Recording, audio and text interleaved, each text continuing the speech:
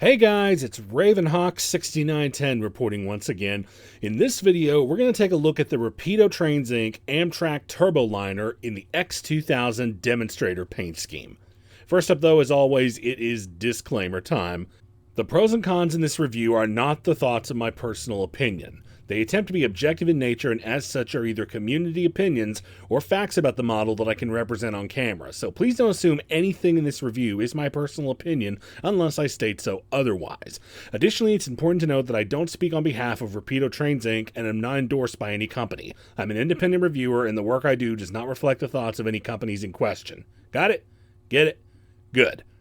Also, before we get going, you may notice that I'm not filming this video on my home layout.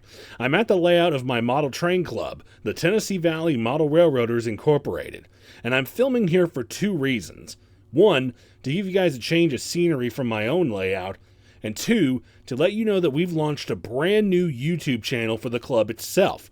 The link to the new channel is in the description box below, so please go ahead and check it out and subscribe and click the notification bell to get notified whenever we post content over there, which will be coming very soon. Not now though. Wait till you're done watching this video or else the algorithm will think you hate me. Anyways, let's go ahead and get to the meat of this video, which is of course the Turboliner. Amtrak's RTL turboliners were built by Roar Industries in San Diego, California, and used mainly on the former New York Central Hudson line out of New York City. Making regular appearances on the Empire Service trains and the Adirondack to Montreal, these were easily the face of Amtrak in upstate New York in the late 70s, 80s, and early 90s, with the final set being retired from service in 2003. In 1993, two Turboliner power cars were called to service to pull the Swedish X2000 high-speed train in non-electrified territory. Units 154 and 158 were painted white with a blue pinstripe for this tour, and that's how these particular models appear today. Rapido announced the launch of the Turboliner project back in December of 2019, and they were finally delivered in May of 2023. So, yeah, I'm very much late to the party with this one, but we're just going to roll with it. They offered both DCC ready and DCC with ESU lock sound equipped versions, which is what I've got here. Starting off up front, there's a few things going on here. First, the couplers on the front. These are not operating couplers, but dummy couplers. These can be swapped out for other couplers if you so desire, but out of the box they are equipped with dummy couplers. On the nose is the headlight and marker lights, and up top is the strobe lights and emergency light, all of which work on DCC functions on your controller of choice. All of the Turboliners feature fully detailed and lighted interiors which come on with track power. If you wish to turn the lights off, Rapido included their magnetic wand in the box for doing so. Here's a look at the back of one of the units, and the detail is really good. I particularly like the doors and the diaphragms. Now on the bottom you can see a box where the couplers are to go. These trains use a semi-permanent coupling drawbar piece, which is included in the box. To attach it, you simply take one end and snap it into place on one of the cars.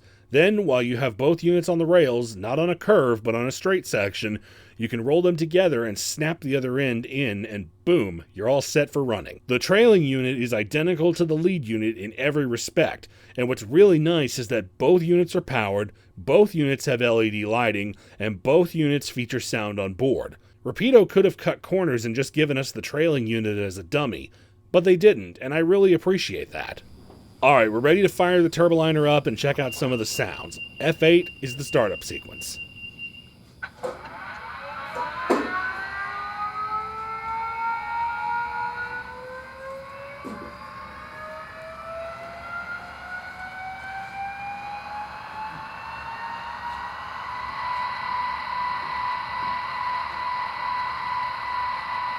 Lighting functions on both units include the headlight on F0 and strobe lights on F6. Also, when you change directions, the red marker lights come on whichever unit is trailing. F14 is Grand Central Terminal mode. This function turns the turbines off and activates the electric motors on the train for third rail operations.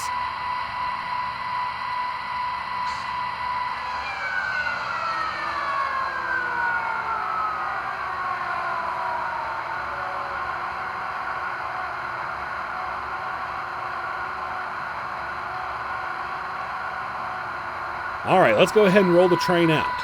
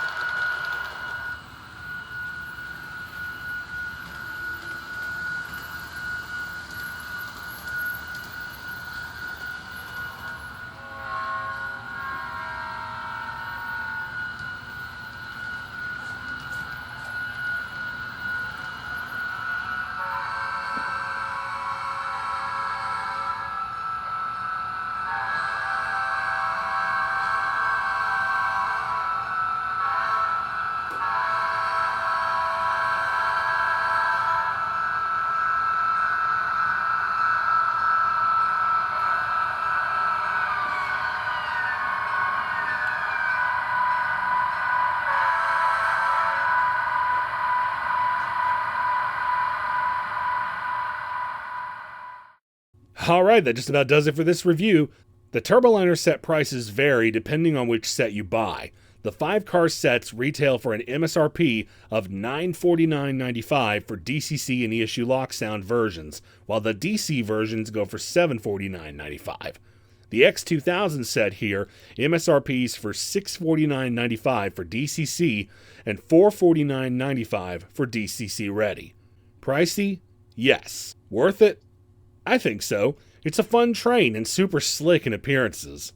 Not to mention I'm a little bit biased because Turboliners were my favorite ever since I was a child.